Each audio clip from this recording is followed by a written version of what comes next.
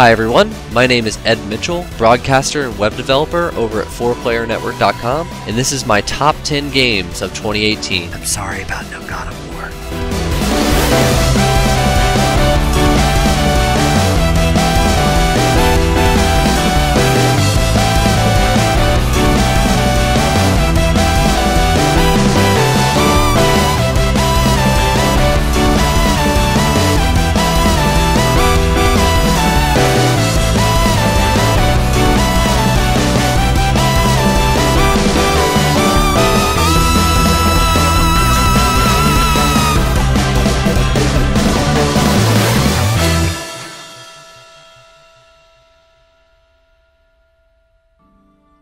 Just scraping by into my list is my number 10, Kingdom Come Deliverance. Now I usually like to put at least one game that no one else played from the podcast on my list, to pretend like I have some kind of unique taste, but this is actually a pretty special game. I had a lot of fun playing this game on the feed this year, and this game's realism, for better or worse, is entirely to blame for that. In Kingdom Come you play as Henry, the son of a blacksmith from a small mining village in the middle of 15th century Bohemia. The fact that you are a blacksmith's son entirely informs how skilled you are in a number of things, whether it's swordplay, reading, or simply interacting with people. At first you are truly terrible at wielding a sword. At first you are entirely useless when you're asked to read a letter, but you slowly acquire the skill to do things through repeated practice and training. This game really doesn't hold your hand with tutorials and teaching you these mechanics. You have to go find someone willing to teach you how to wield a sword, or read. But you are free and open to approach problems as you see fit, such as escaping from a castle where you're being held for your own good, or finding a ring that was on a dead body by either persuading the executioner that you're a representative from the castle, or by pickpocketing his keys after throwing some meat on the ground to distract his dog. That freedom, combined with a pretty interesting story, makes this a game I recommend any RPG fan to give a try, even if you have to get past how god-awful the jank is. Seriously, it's janktastic.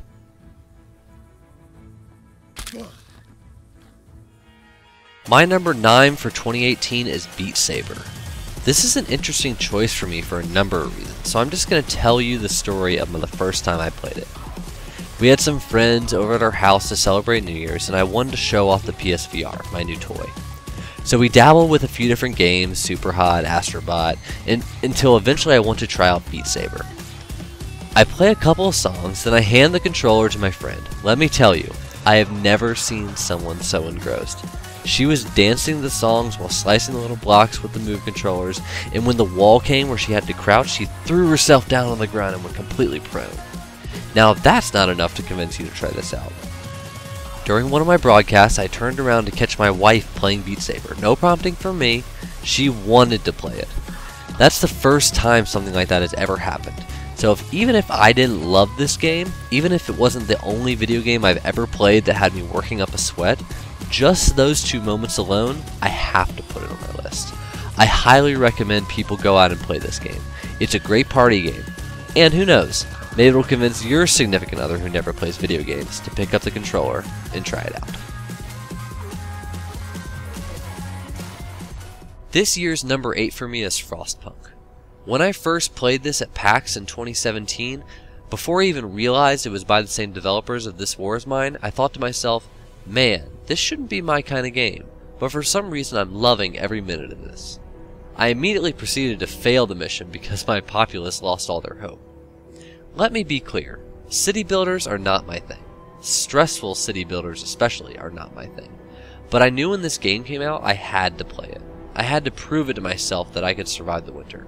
And I did, on the first try, without reloading a save or anything like that. When playing this game, you're constantly having to make tough decisions.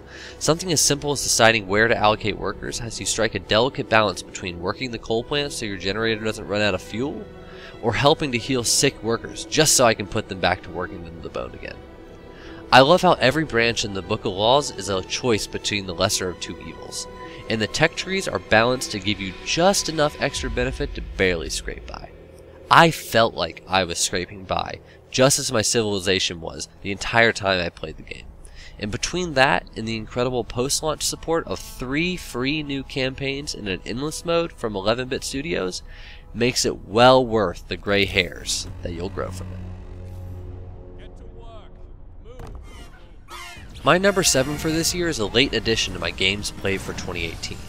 Astro-bot Rescue Mission is a fantastic little platformer that has you taking control of a little robot using the controller, while you follow around as a third-person camera helping the little guy to save all his friends. Upon putting on the VR headset, I was immediately amazed by the game's unique take on VR controls. And although the platforming itself is fairly simple and unchallenging in my opinion, the impressive presentation of the rest of the game, coupled with some actually pretty interesting boss fights, makes this game special. As of recording this, I have only played a couple of different VR games, but this one, with its charm and fun gameplay, definitely makes it stand out as a fantastic little platformer that rivals even some of the greats. It's really hard to explain this game without getting you to try it yourself, so just go out, buy it, and play it. It's definitely worth it. Just barely missing my top 5 games of this year is Thronebreaker: The Witcher Tales. Admittedly, the Witcher universe is fairly new to me. I first fell in love with it playing through The Witcher 3. Immediately after finishing that game, I bought the first book and churned through that. But I haven't read the other books or played the first 2 games. So when I was presented with the opportunity to dive back into this universe, I jumped at the chance. And man, I was immediately taken by the characters and the story. Not to mention the fantastic voice acting. This is a Witcher game, folks. Don't let the fact that the core gameplay is Gwent discourage you. Behind that facade sits tough choices, interesting side characters, and crazy twists that you'd expect from this world. For example, I was in Chapter 3, and a character that I acquired in Chapter 2, who I just assumed would immediately take a backseat role since I was no longer in her country, did something unspeakable and forced me to banish her from my army. Later on I found out that if I didn't do that, I would have lost one of my best other companions. It gets deep, people. Meve, the main character, is a wonderful female protagonist and is not a damsel in distress. She kicks ass and doesn't take shit from anyone. This game is well worth your time if you're interested in the Witcher universe, and maybe if you're a pretty good fan of Gwent. My number 5 for this year is Celeste. Celeste is one of the first games that I played that came out this year, and what an impression it made upon me. I knew I loved playing Towerfall, and after seeing this game being demoed at PAX, I was excited to see their approach to difficult platforming. However, what I didn't realize was that this game has a pretty fantastic story. The game is actually an in-depth analysis on overcoming adversity and how mental illness materializes in our everyday interactions with people.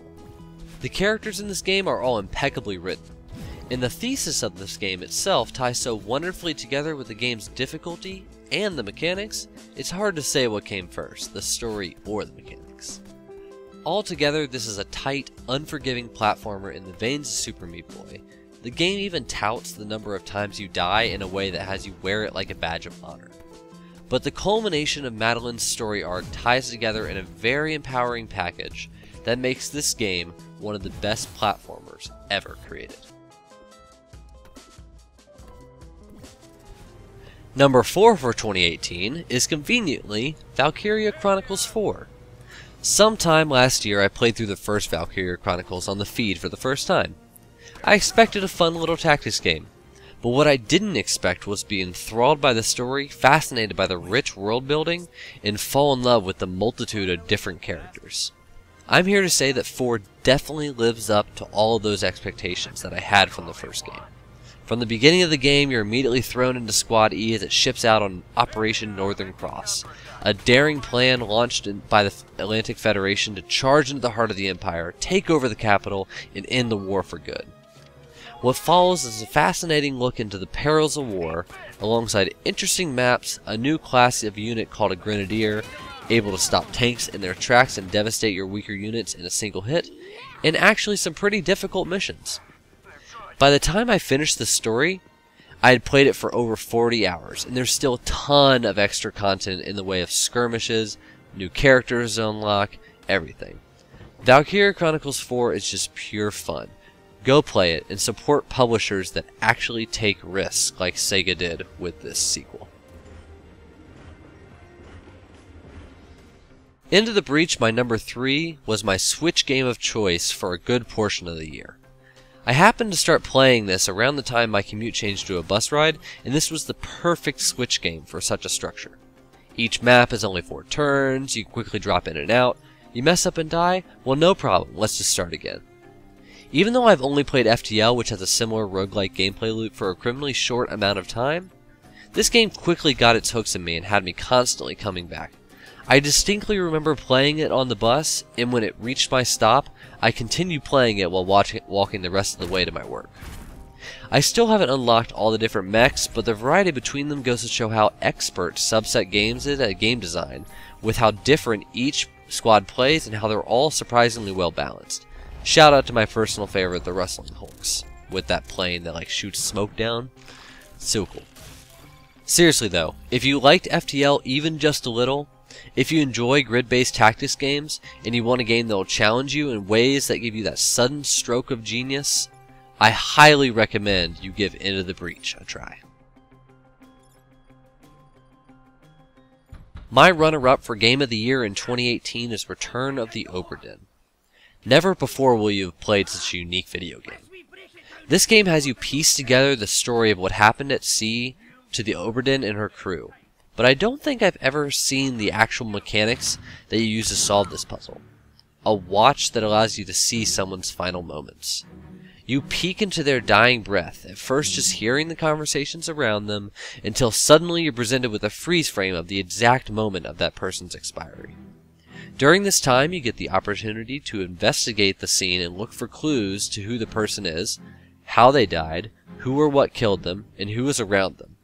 I quickly became obsessed with determining every person's fate and literally could not put the game down until I did. Once I began using clues from completely unrelated scenes, like a tattoo of a guy laying in a hammock marked with a passenger number, and then seeing that tattoo later, it all clicked. The game's presentation struck a chord with me, especially the jingle that you get when you get 3 people's fate correct and your educated guesses get locked in. It's all so good. This is definitely not a game you want to pass up. It's short, it's entertaining, it's creepy, it's awesome. Here it is, Red Dead Redemption 2. It took me a long time to decide whether this game deserved to be my number 1, simply because it took me a long time to play through the game enough to truly consider it. That should tell you more about the game than anything else. Rockstar has put together a character masterpiece with this game. Arthur Morgan is definitely one of the most interesting characters of the year, but this game truly shines in the character study of the entire rest of the game. Yes, the game is methodical in its presentation. It wants you to take your time hunting animals and skinning them. It wants you to get in trouble if you ride your horse through town too fast because you're in a hurry playing this game, and you run over some guy and get a $50 bounty for murder. Maybe it doesn't want you to tackle a guy every time you're trying to get onto your horse to ride out of Saint Denis, and then you have to run from all the cops or load a save only to do the exact same thing 5 times in a row.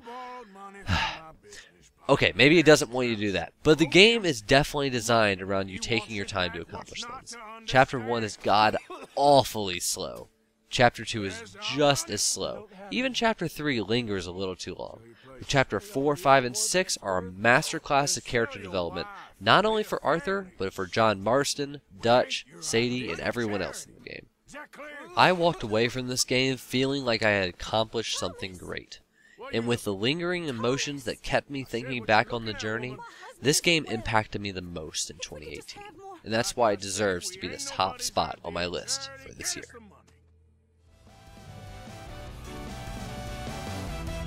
And that's it. That's my top 10 games of 2018. 2018 was a big year for me. New city, new job, but that means more appearances on the podcast and more involvement from me on the website. So I look forward to interacting with the community more and more in 2019. Thanks, everyone.